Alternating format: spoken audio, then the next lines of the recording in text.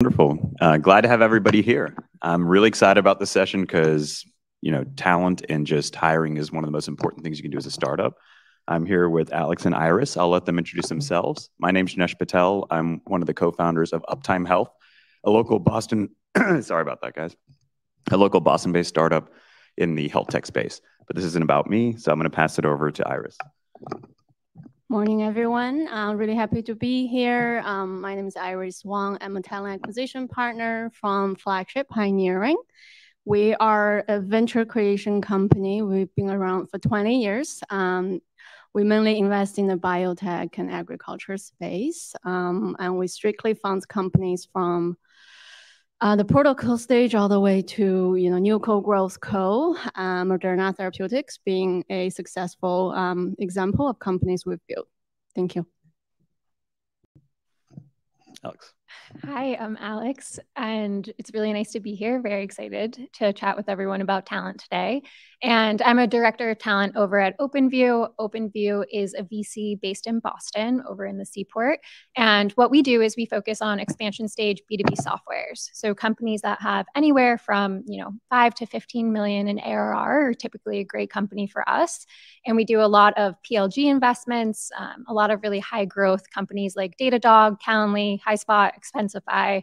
And I really get to work with a lot of our founders and a lot of really amazing talent across the go-to-market product and also G&A space. And essentially, I'm a matchmaker between really great people and really great companies.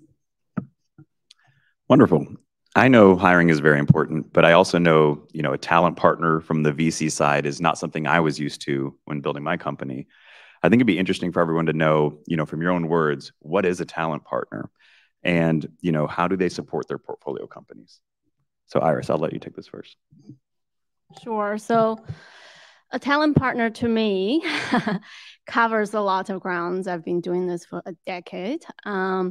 So in my opinion, I think what we do is, relationship building. I think this is a highly strategic function. Some people may think this is operational, right? You hire people in, you bring them through the process, they start their new job, that's it.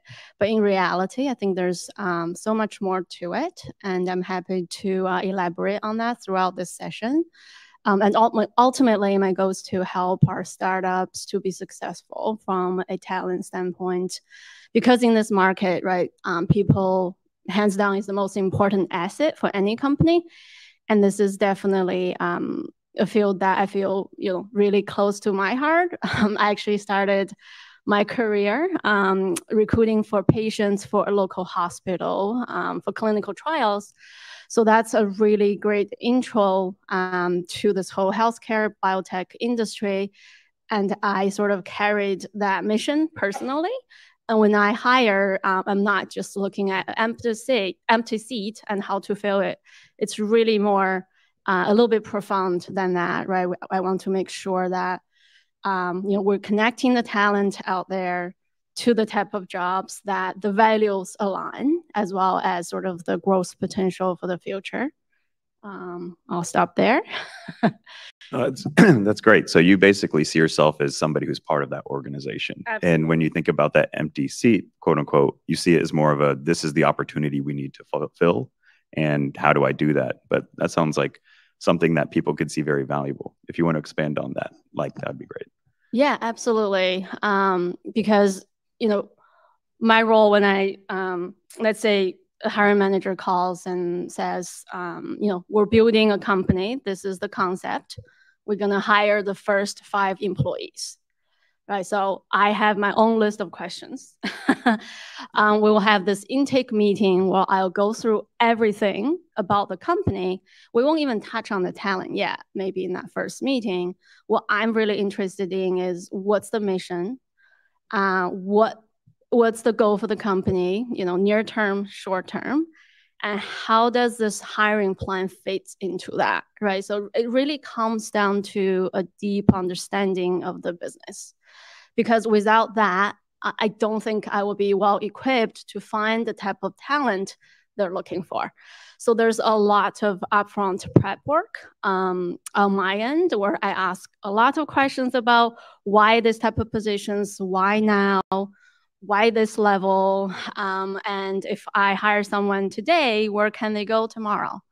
So that's usually my process. And from that point on, we go through rounds of calibration where I present candidate to the companies, and we go through really comprehensive interview process, but not over engineering it, right? We don't want a job seeker to meet 10 people at any given time. We want to really have a thoughtful process and also keep in mind people's candidates' experience throughout the process. No, that's great. And so, Iris, it sounds like you get involved almost from the very beginning. And Alex, based on your opening statement about getting involved in the growth and expansion stages, I'd love to hear your point of view of how you see the talent partner role. Yeah, I mean, I echo a lot of the wonderful things that Iris said. I think, what we value is people above all else, and having really amazing people in your business is what's going to make you successful. And we really see this as like a partnership to help our companies find what they're looking for. Hiring can be really hard. It's really confusing to pinpoint exactly what you need in a role and exactly who that might be. So really helping them to think through a consistent process, really being thoughtful around, the profiles that they're building, the candidate process that they're putting together, the candidate experience that they're delivering. I really see a talent partner as someone who shepherds both sides of, giving a candidate a great experience with a company that will then, have them think positively of that business in the future, and also, partnering with these businesses to deliver that great experience and get the person that they truly need in that seat in the best way possible. So it sounds like it doesn't matter when you come into the company to help out. You guys are digging in deep, trying to answer the right questions for them and help them get to the right answer of who they need in that role to really take the company to the next level. And Alex, you mentioned the candidate experience. I'd love for you to elaborate on like what that means, because for new companies like myself, hiring is, I need to find a great person to come into this role. Hopefully they check the boxes, they pass all their resumes and references, and they come in and help us out. But I'd love to hear, that's not a great candidate experience, I imagine, but I'd love to hear how you see it and how you help the founders build those out. Yeah, I mean, when I think about candidate experience, I think the way that someone talks about their interview process with your business is just as important as the way that your customers talk about your product. It is a reflection of who you are as a brand, who you are as a company. So it's really important to be very thoughtful throughout the whole entire process, from, starting to scope the job description of, who could this person be? What do we need in this role? To then creating a very specific candidate profile, that of course allows a little bit of variance. I think there's a lot of things that you learn just by having conversations in the market and being able to adjust based off of those things. But I think just leading with empathy too, and just really putting yourself in the seat of the candidate and saying, what would I want this experience to look like? What information would I want to have delivered to me to be able to make a decision? Because at the end of the day, the company's making the decision that, this is the person they want to join them, but the candidate's also making the decision of, hey, this is a company that I can really see myself at in the long term. So we really suggest, companies be very thoughtful around, making sure that they have, not only getting the questions that they need during the process, but really giving candidates the information that they require to make that decision at the end as well. Would you also include like number of interviews to conduct and how those are, like, could you elaborate on that a little bit? I know a lot of people are curious, including myself, as to how you see that from your point of view versus how we see it from our point of view. Totally. Yeah. I think typically what we recommend is having the end decision maker as early on in the process as possible so that there's no surprises at the end. So typically I recommend having a recruiter screen, talking with someone like Iris or myself to really get a sense of who this candidate is, what's important to them, and really telling them about the role. And then once they've opted into that, putting them in front of, the founder, whoever is going to be the end decision maker of this role first, so that there is alignment that this person could be a fit. And then giving them a lot of just access to the rest of the team. I really think that panel interviews are great. And when I say panel, I mean, different 30-minute sessions with people within the company. Typically, I like to suggest that you put this person with the leaders that they will most often interface with. So if it's a marketing leader, making sure that they're getting FaceTime with the head of sales who they'll be working with, and the head of product, and the head of, CS. But then also making sure that they have the ability to meet the people that they'll be working with on their team too, and give them the FaceTime with them. in terms of process, we typically suggest doing a project as well. I think that's a really clear indicator of whether a candidate will be successful in a role, and it kind of gives them the ability to show, not tell. I think, we can all talk about our skills and we can all say, the things that we would do, but that gives the candidate an opportunity to really show what they can do, which I think is great. And then a closing, process with the recruiter and those who will help you through the negotiation process. And again, leading with empathy there, really understanding what they need to be successful in the role and be set up for success. Can I just add one I was going to ask thing? you too. While I was listening to Alex, I also just remind, one small point come to mind was paying attention to the small details is really important, right? Thinking about you guys going to a restaurant. You hear things, you see things, you smell things. Similarly, with a hiring process, right? It may seem complicated, but really it distilled down to the little details, right? Don't cancel an interview the day before.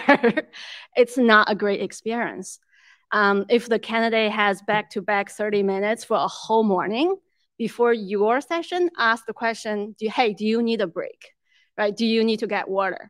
Just small things where, again, going back to Alex's point of this is, human interactions, right? Treat people the way you want to be treated. And I think those small details really go a long way from, my experience talking to, the great talent we've hired. Actually, Iris, I would love to ask you, how you see the experience maybe change in the journey, because it sounds like you get involved very early. And then you mentioned companies like Moderna that you've maybe seen go to a very big stage. I'd love to see or talk about, how that might change over time depending on the stage of the company, or if it does at all, in your experience with that. What particularly when you say change, like my role or like how you're trying to evolve the experience of candidates and when you're doing the recruiting process and when you're doing the hiring and interviewing process? Okay. It definitely changes. So does the company culture, right? One thing we're really want to be mindful of is, I hear people saying, hey, it feels different, right? When the company goes from 10 people to 50 to 100 to 200, people start to feel like, this is not the company that I joined for, right? How many years ago.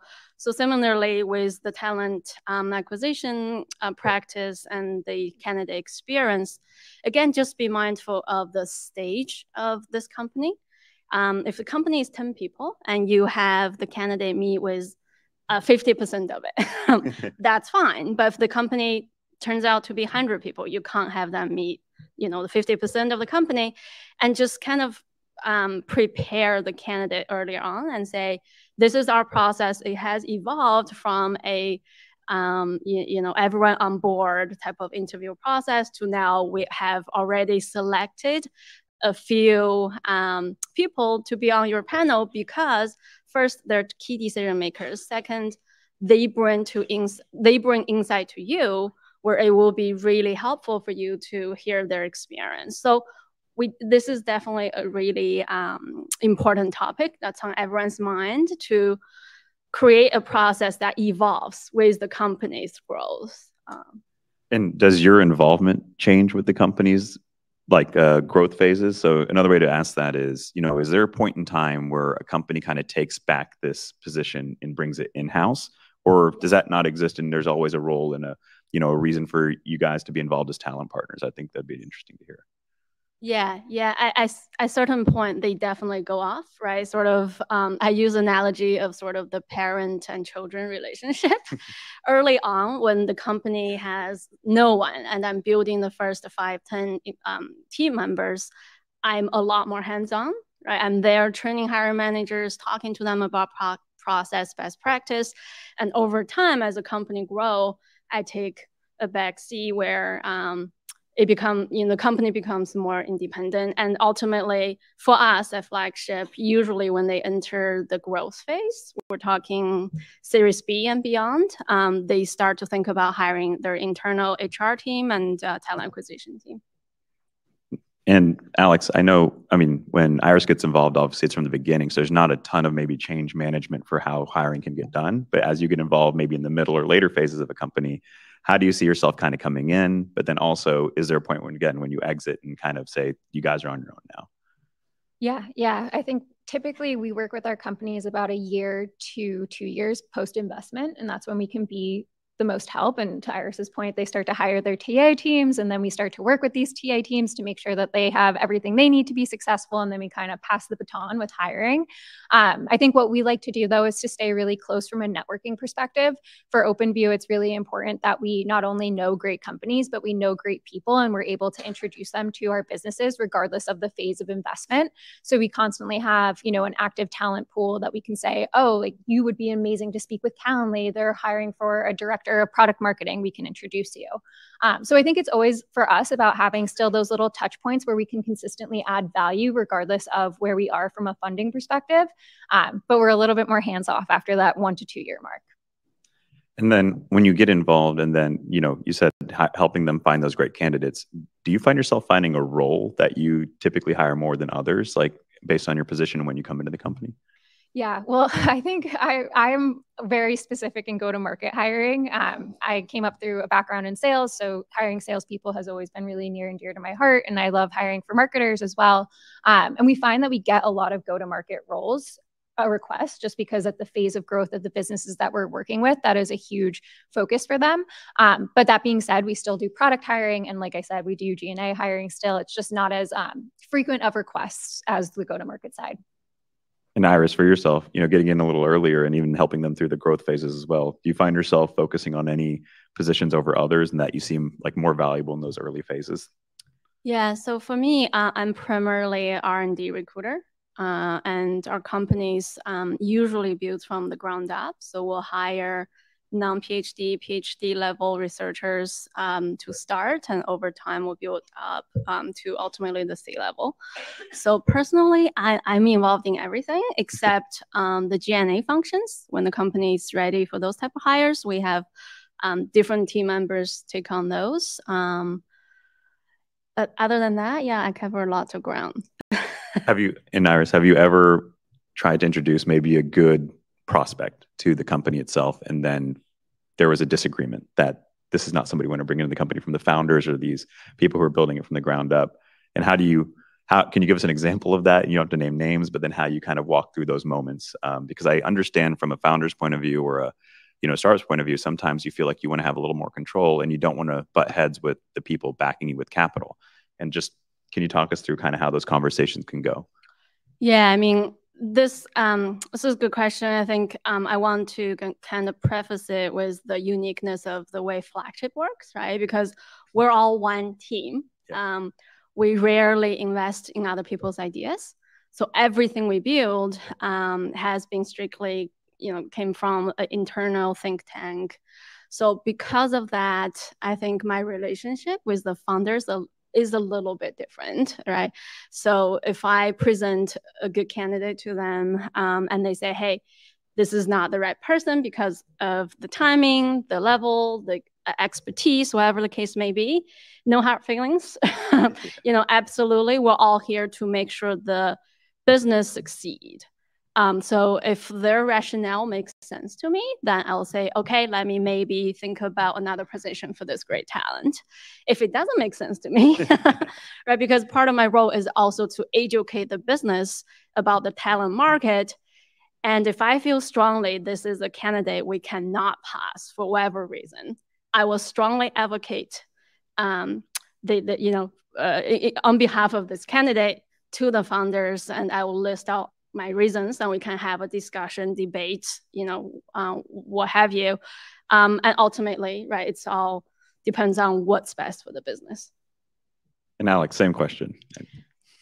Echoing a lot of Iris's points. I mean, at the end of the day, we're really there as a value add, and we really want these hires to feel authentic to the business, and we want the founders to be excited about the people that they're bringing on. So I think we can give them, as Iris said, all the information and all the reasons why we think someone is great. But at the end of the day, if they don't feel like they're going to be a good fit for the business from a founder's perspective, I'm never going to tell them that they're wrong. I think they know their business a lot better than I do, and they know what works, and they might have a little bit of a different view on things. So we're really there to just make sure that they get the candidate that they're most excited about and that they feel really good about the hire, and empowering them to give, to have the information they need to make that decision. So switching a little bit, going back to hiring, obviously there's people who can help, understand what the role needs to be, who these people are, finding their best network, because it's obvious, I think, to everyone that VCs have a tremendous network. You have limited partners, you have other companies, you have a lot of resources you can pull from. What are some of the things, maybe tools, that you help educate founders about, saying, hey, whenever you do make that journey to start bringing in things yourself or want to manage it a different way internally, these are the tools or resources you start looking at incorporating in your own business that can help you in that scale mode? Well, always getting an ATS in place, which I think is the first step. I really like Greenhouse or Ashby. Ashby is a really interesting tool. It has a lot of really great automated features, really fantastic company. So that's something that I always recommend, because I think it hits a lot of the points of engaging candidates all the way from initial outreach to closing them to then onboarding them. And it just helps to keep things simplified, which I think at the growth stage is what we all need. Let's make this process as easy as possible and consistent. So that's definitely one tool that we leverage. I think it's also leveraging your internal team as a tool as well. I think Iris and I can reach out to candidates and we can get them excited, but hearing from the internal team when reaching out to candidates and having someone take the time to send a candidate that they're interested in a message is something that we also really recommend too. I think that that's a great way to attract top talent to the company, is using the talent that you have as a tool. And Iris, same question. Yeah. Early on, right, if the resource is limited, you don't have tons of money to invest in some sort of software to help you. My advice would be just keep a really clear record of who you have spoken to, for what type of positions, what was the result of that conversation. So it could even be in OneNote, right? And then when you have, at the time, when the company grows and ultimately when you have a talent partner, you can then, show some institutional knowledge to someone like me and say, when I started to build this company, those are the people I talked to, this is the result. So that's really helpful to have. And I think as founders and people trying to start companies without a lot of help from the talent standpoint, that's something you can definitely do instead of getting scattered. Right. So that would be my piece of advice. That's great advice, because I know we're all very cash strapped in the early phases. So having an understanding of what you can do now versus what it means to do something when you have more capital and when you have in growth phase is going to be important for a lot of people. And another thing, just going back to, some of these tools and processes, I mean, this is going to be more of an open question, and afterwards I'll kind of hand it over to you all to see if we missed anything that you would love to elaborate on. But one of the things I always like to understand is, we all have preconceived notions of our companies and hiring processes and who we need, and maybe have built our own, call it, frame of mind and framework. What would you say is the most common thing you might say is a misconception, or like something that you have to help correct in even our minds? Because I know there's a lot that I had, and I'm happy to share them, but you guys have probably seen more of these mental moments of, hey, that's not how we should be thinking about this. And what are those early things that people who are listening can help avoid before they make the mistakes? I know that's a very complicated question, but if there's like a top 2 or 3.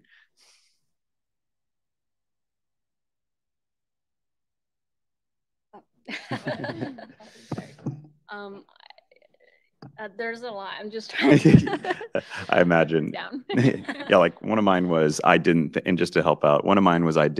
believe that people wanted to join a startup that couldn't pay market rates. That, I would be fortunate to have anybody apply to my job, trying to believe in what I'm believing in and doing what I'm doing at these earliest phases. And so I had to be, less aggressive and filterable for the people coming in. I just wanted to take who was available. And that was a mindset change I had to make, and I learned my lessons from it. So that's just an example of what I'm thinking about. Yeah, that's a good example. I think to that, I'll say, before you dive right into, I need to hire someone today, take a minute and maybe think about overall talent strategy in terms of what type of positions you need now, why, look at your business plan, really plug in the individual you'll hire into your business plan, right? And thinking long-term, because we've definitely made this mistake where we had to let some of the early employees go. Mm-hmm. And that's not because they're not good. It's just because, early on, as things are uncertain, right? There's a lot of things, kind of evolution process. to a certain point, we realize, you know what, that type of skill set is really no longer relevant to what we're trying to do here. So really just taking a moment and having a plan, I think, is important. And then please don't think no one wants to come work for you. I think my one advice to my hiring managers is always forget about who's out there. Forget about the talent market, how much you can pay, anything like that. Think about your needs today. And really stand behind that, right? Because when people can feel your passion, people can feel why you're doing this, and they hear how you're doing this, you will find the like-minded, talent that you can attract. And another misconception is money is important to people. Yes, it is, right? But in my career over the last decade, I've had numerous instances where people would take a pay cut to come join something that they feel close to heart. And that's the power of your mission, right? You can really attract people that way. That's actually really great advice, because it lets founders and people in those early stages go back to their mission and put that as part of their recruiting pitch, and allowing them to maybe overcome some of those mental objections we have. That's great advice. And Alex, same thing. Yeah, I mean, I think Iris hit a lot of the points there. I think one other thing that I can think of is just really when you have a hiring manager who's very tight on a certain aspect of a profile. Like what comes to mind for me is I was working with a company that really felt strongly that they needed very technical salespeople. And I really wanted to get the sense of why, and really just working with these talent partner or talent companies to understand, like, okay, why do you need someone technical? Walk me through your sale. Like at what point is this person going to be leveraging that skill set? And when we unpacked it, we really understood that they didn't actually need someone technical. They needed a value-based seller who could really connect with customers. And it then opened up the talent pool in a really great way. So I think when you're having maybe a misconception of like what you actually need in the role, working with the people who are helping you on that hiring practice to really unpack those things that you kind of maybe have like a bias or just like a understanding of that's exactly what you need, to see if that's actually true. And if there's ways that you can get creative and, open up to candidates that maybe you didn't even think could be great for the role. Thank you for answering all of my questions. But now I'd like to just give you a little bit of open time just to talk about maybe something based on your role and what you would like to just tell everyone listening to this kind of, panel, talent partners, VCs, like how can we better understand and work with you guys, and what should we all take away from this kind of conversation? And I'll let you go first, Alex.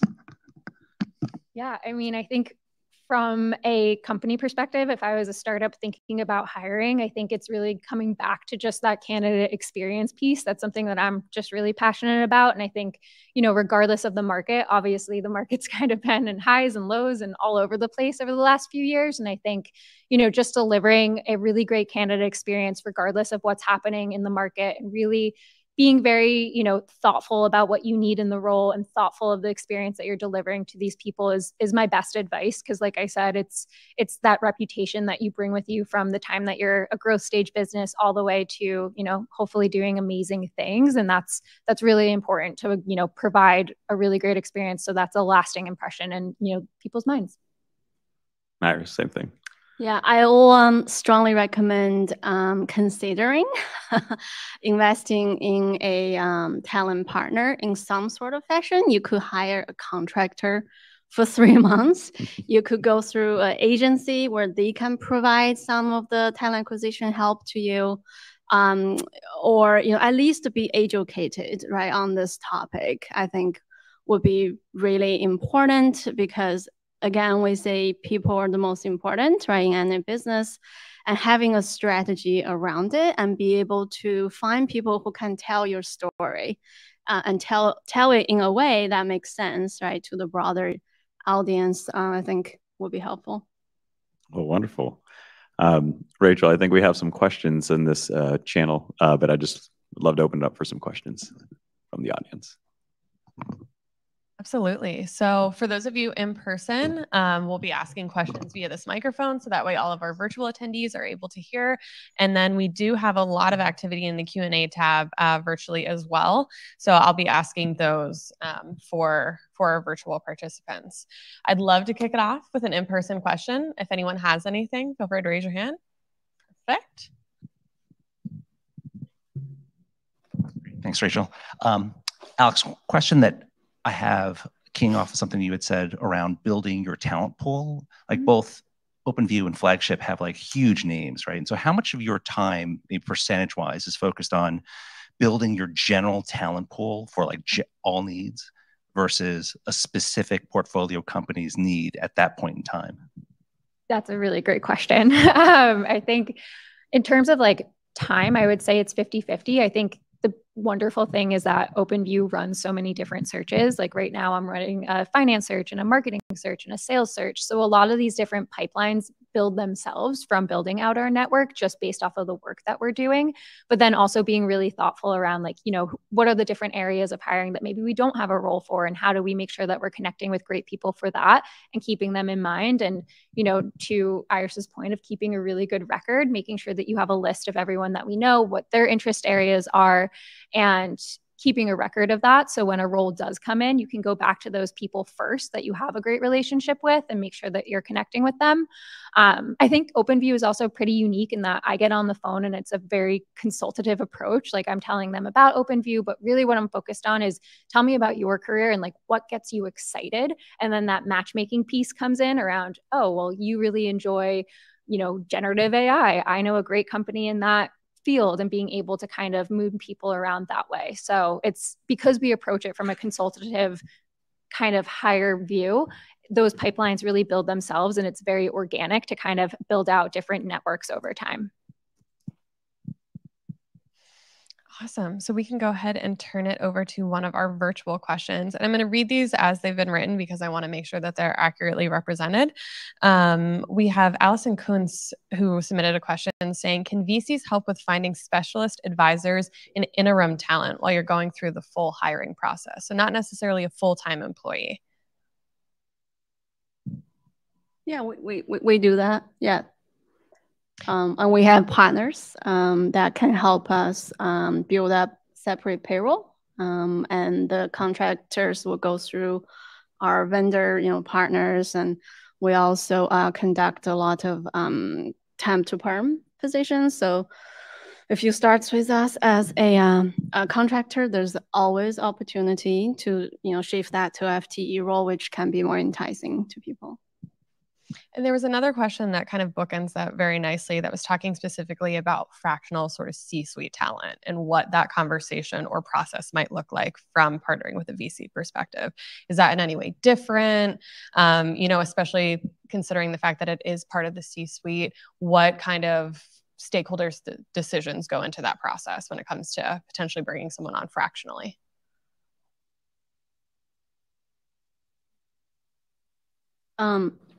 I don't think we've had a lot of those instances because when it comes to that C-level, we want to be really a lot more thoughtful, and the process usually takes a different flavor where there's a lot of sort of longer engagement, right? Because usually some of the best talent are already, they have a job somewhere else, and we start a conversation, we build that relationship over time.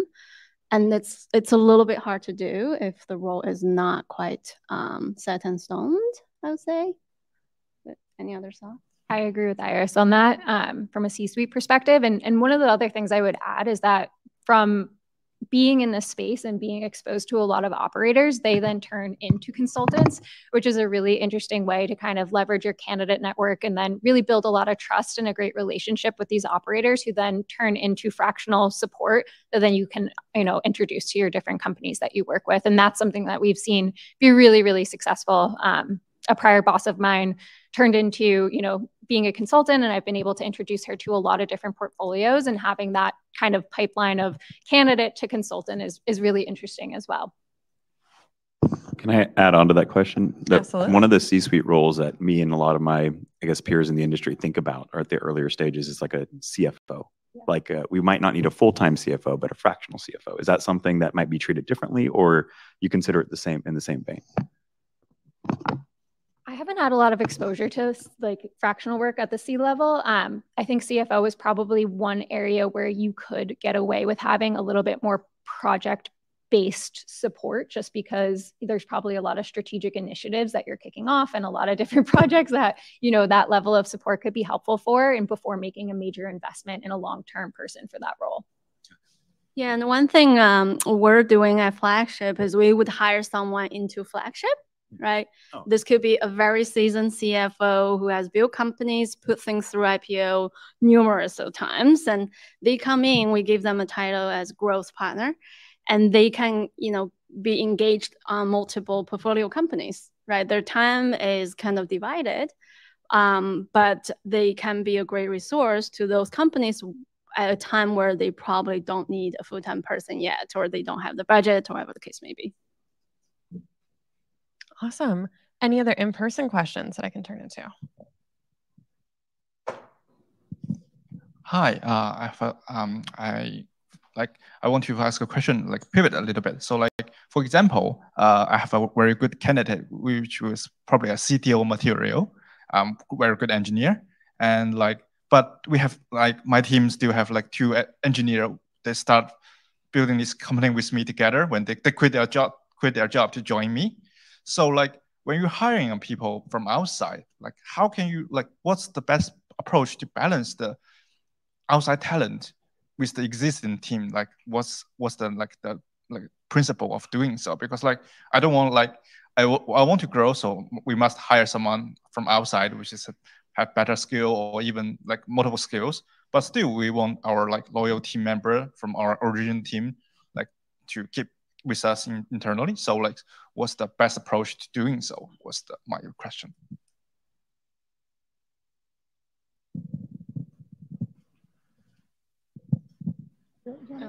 Sure. Just to clarify, are you worried the existing team members might be feeling, okay. To that, I would say definitely involve your internal teams early on, right? When you're thinking about opening a new role and you have a rationale and that makes sense to you, but please communicate it or even over communicate it to your team and say, hey guys, we're hiring for this job now because of X, Y, and Z.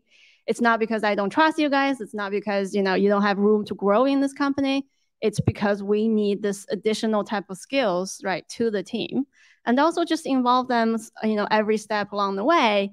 Once you draft the JD, show it to them and say, do you have any other thoughts? Does those requirements make sense, right?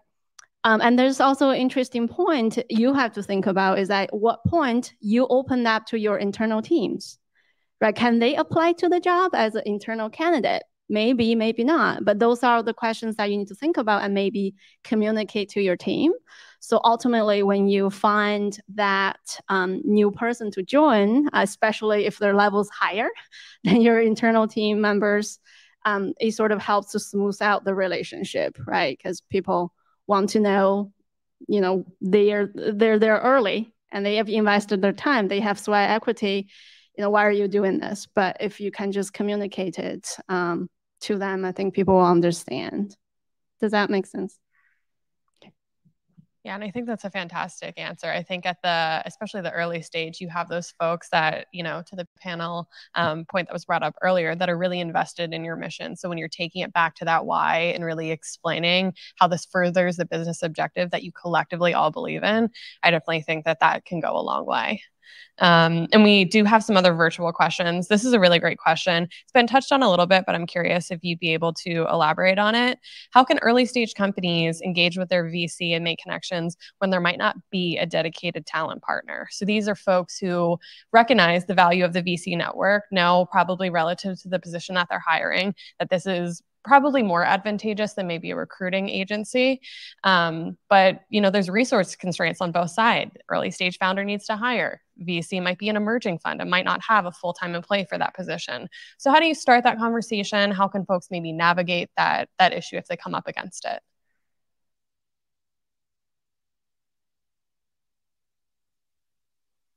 That happens for you? I'm just trying to see if I fully understand the question. So are you saying they have a role that they don't have a recruiter to manage that process?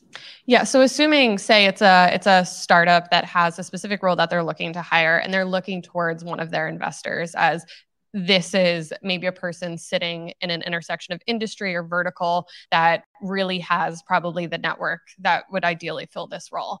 But they don't necessarily have maybe a full-time person that's employed on the VC level that is dedicated to talent. So in, I guess, managing time with your investor and figuring out what that relationship looks like, how do you still maybe begin that conversation or take steps to tap into that network without having somebody who is, focused on that full time internally on the VC level? Yeah, I think if you don't necessarily have a VC partner or a talent partner as a VC, one of the things that you can do is start to build a talent collective that you can then invite your portfolio companies into. That is a great way to have a little bit more of a one-to-many approach to connecting great talent with great companies. One of the things that we leverage is Palette, which is a collective where you're able to invite companies and you're also able to invite different candidates and the investors as they're meeting with people, or just as different, people within a VC are connecting with great people in the market. They can then invite them to these collectives where then, if a company that they're working with has a role that they might not have the support for on either side, you can leverage that network through a little bit more of a hands-off approach and connect great people that way. Awesome. Any other in-person questions? Give me 1 second. I'm going to scurry back here.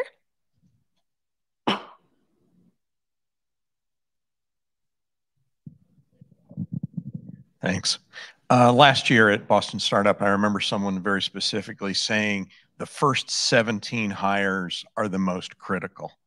And my assumption is that you're generally thinking about after that, especially Alex, go to market. So what do you think about the number where it's the most critical, and what's the number at which you all would probably come in to help a startup?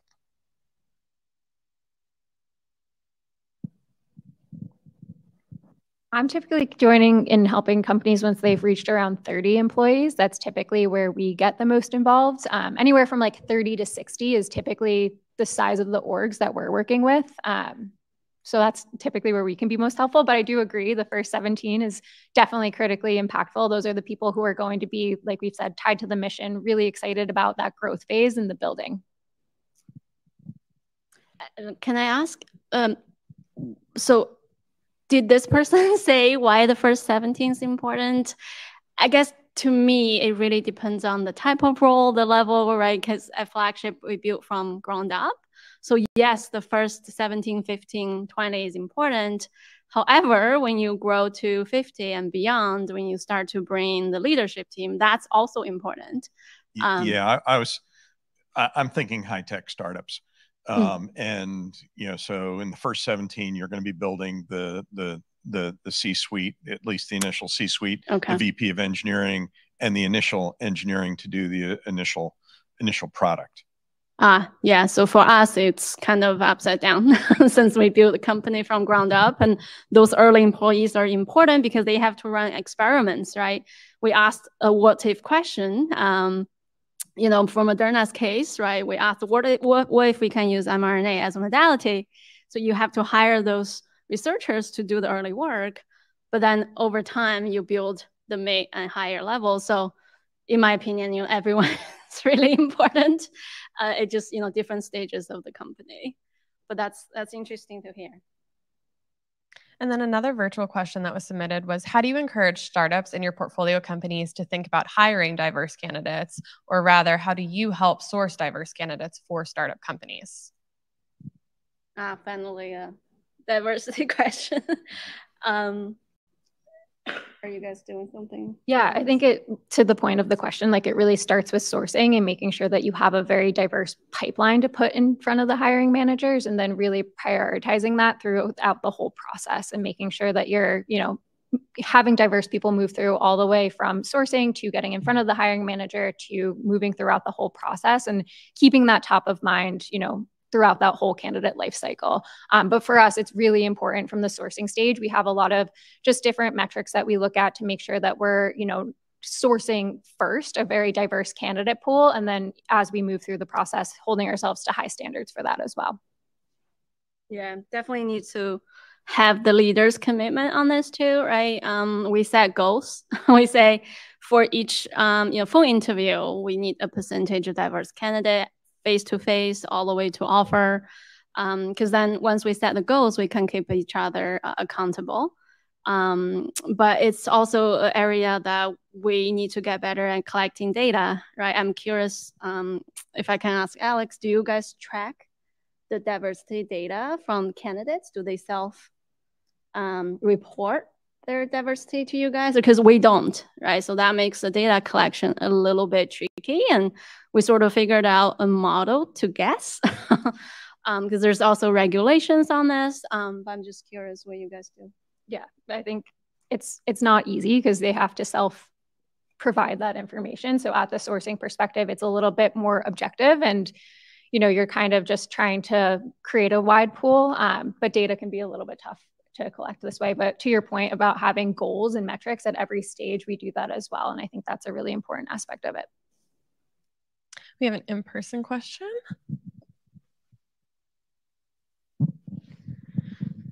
I have experienced in my startup experience, using the word twice, that there definitely can be candidates that come in and think they're ready for the stage of the startup, but they're really not.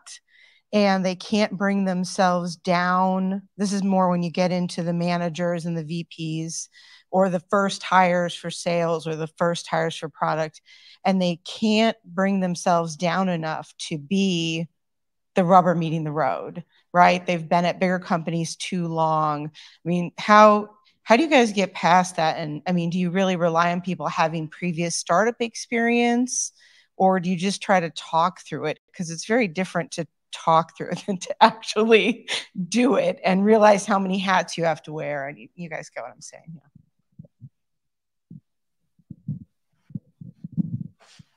Yeah, I think that's something that we certainly test for because our companies are early stage, Series A, Series B. We are looking for people who have had maybe experience working at startups, or if they haven't worked at a startup necessarily, but they've worked at a bigger company, have they been exposed to launching a new product or trying a new method of selling, or, just some exposure to having to work in a more startup capacity within a larger company.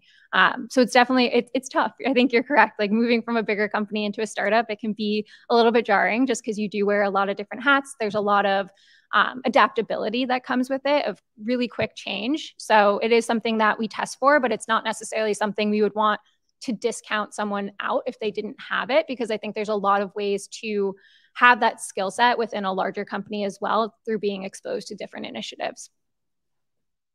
Yeah, I think there's also just the reality of, this is a form of art, right? It's really not exact science. So even if we do everything right, there's going to be instances where you think you hire someone great and it doesn't work out. And I think to realize that early, it's difficult. It can be overwhelming for both sides. But once you realize it, you make some effort to try to change things for the better. But if it's not happening, right, then I think it's also good to recognize that and just move on. Because it could be a lot for people that hasn't lived the startup life and think they could, but then the reality hit. And that's also why in our hiring process, we try to vet out those type of potential alert as early as possible. We talk to references, we talk to people they've worked with, we talk to, we look at their, motivation, right? Why are they doing this? Why now? So there's ways you can, assess that, but ultimately, it's not perfect. Can I give an answer from lived experience? Absolutely. So I definitely ran into this, which is you have this person that looks great on paper. You're like, oh my gosh, they've done some crazy good things. Come and help me. And we didn't do a lot of the qualification questions that I think we should have done, but we learned it and then we added them to our actual interview process. So one of the ones was, explain to me how you would make this happen. So like maybe it's launch this product, get us to go to conferences, whatever it is, whatever the role is. And explain to me how if you had this position today, what would the steps you take be to get us there? And if they start answering it in senses of like, well, I'd figure out what my budget is and, hire this team and then assign it there. And you're like, okay, we're not a big company. We don't have a budget. You kind of rein them back in and you're like, remember, we're a startup. We're very scrappy. Try again. And if you can see that they don't adjust their mental process that quickly, we work in a very fast-paced world where we might die the next week, next month, who knows? So you can't wait too long for them to change their mental process. But if you can start seeing that tweak now, like, okay, they're coachable. Or if they have a great answer right out of the gate, they're like, look, I'll figure it, I'll make calls, I'll, find out who to get to, whatever it is, then you can say, like, that's a scrappy person. They can come in early. And when we start having budget, then we start, reducing the amount of scrappiness we need in that human. So I definitely lived it, hired the wrong people, and we had to find a new person. So I get where you're coming from there.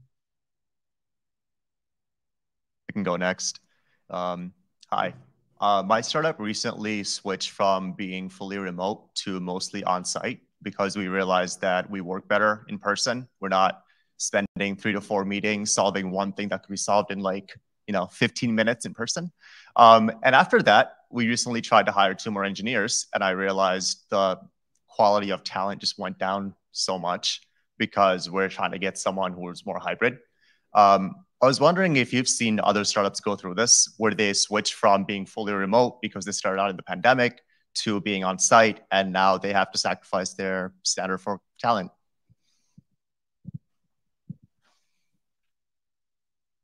I think a lot of companies are going through this right now, to be honest. I think at OpenView, we were just saying this earlier, we were remote and then we were hybrid, and now we're 5 days a week. And it's, people have gotten used to being remote and having that be, a lifestyle. And I think it does close you off from a certain talent pool who want to continue that.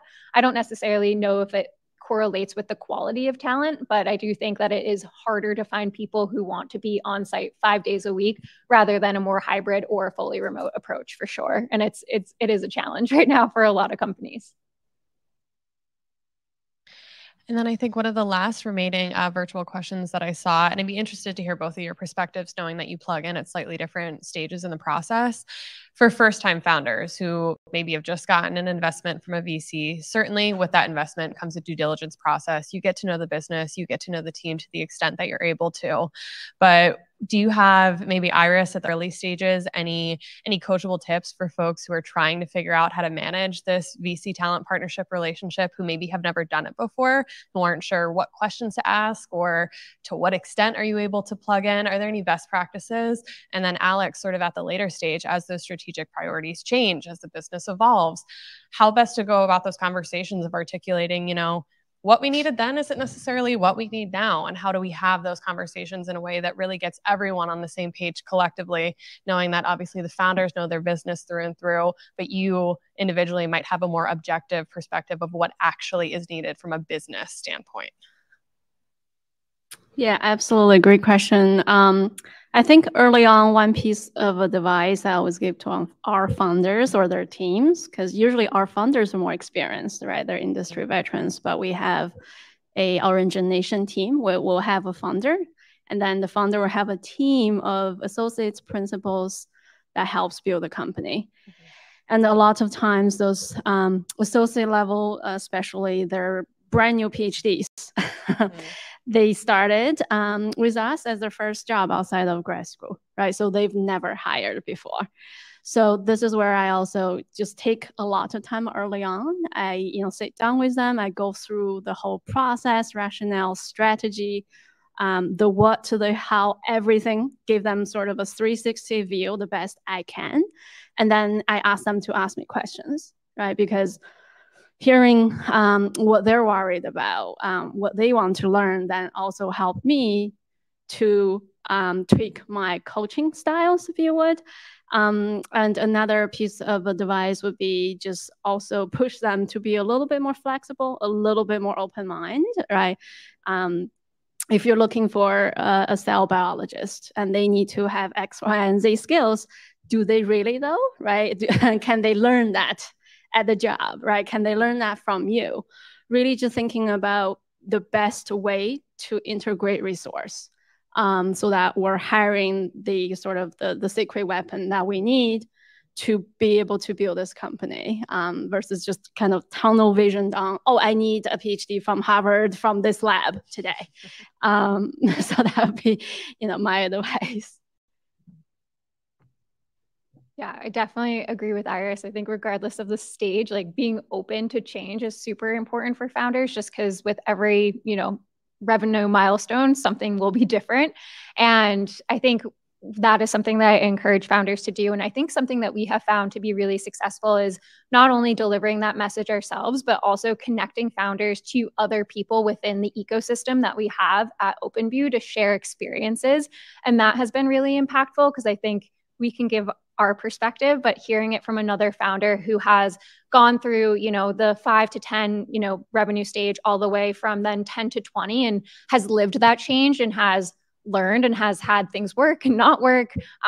That's really impactful. And I think I recommend that, like, regardless of the level, is just leveraging your network of just different people who have gone through the same types of phases that you have and understanding what worked for them, maybe what they would have changed. And that's always a really impactful thing for our founders to have, because we're all in this together, right? Like we all want different businesses to be successful, and just relying on the people who have maybe done it before and what they would, recommend is really impactful.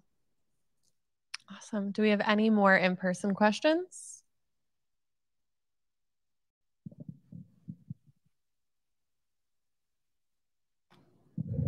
Hi, yeah. So my startup is, we're going through a rough patch like a lot of companies right now. But over time, we've also had instances where hiring went really well, but also times when it didn't. What advice do you have when you have to let somebody go? Like when it isn't a fit, when it turns out to not have worked out, but like, what advice do you have for navigating that and making that decision? Like the second CFO I hired, we burned $40,000 on for an Excel spreadsheet that didn't really help us, right? And then we found the right guy eventually, an economist, a modeler who was able to help us do what we needed. But that was an expensive mistake for a small startup, What thoughts and advice do you have on how to make those decisions, and especially how to navigate the way that can affect culture? Because letting somebody go affects everybody in a company, even if everybody agrees with the decision, unless somebody is really, there are very few exceptions, but anything other than oh man, that was horrible is bad, right? So what advice do you have for navigating that part of it too? Yeah, I think that's where the empathy piece that you take from your candidate experience, and I would also say transparency across the board, is really what you're going to leverage. I think putting yourself in the person's shoes of delivering a good experience through that process of just having really honest conversations of, hey, this isn't working, these are the reasons why, and then supporting them through that process too, right? I think that's something that I always recommend is, of course, be honest that it isn't working, have this person move out of the business, but then support them through their job search. Like we're saying, the tech world has a very small ecosystem. There's probably people that that you could introduce them to for their next role, and really being a support to them as they kind of find their next thing, so that they leave with a positive impression of working with you, working with your business, and just the overall experience, even if it didn't work out, is something that I always recommend.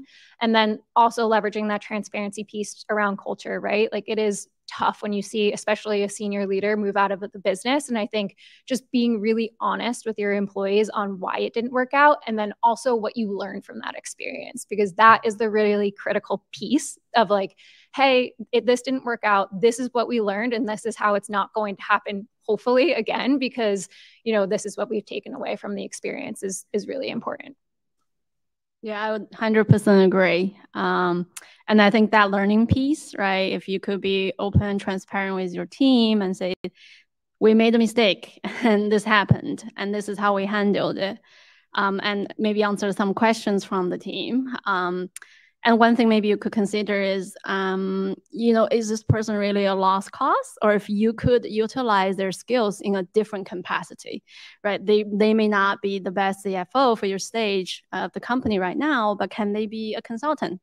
Can they work 10 hours a month for you on something else, right? So also just adding that human component of, be patient with yourself, be patient with this employee, knowing this is a process. And they may react very differently at the beginning because they're hurt, but then over time, the logic sinking, and then they understand, okay, we're better off, saying goodbye to each other.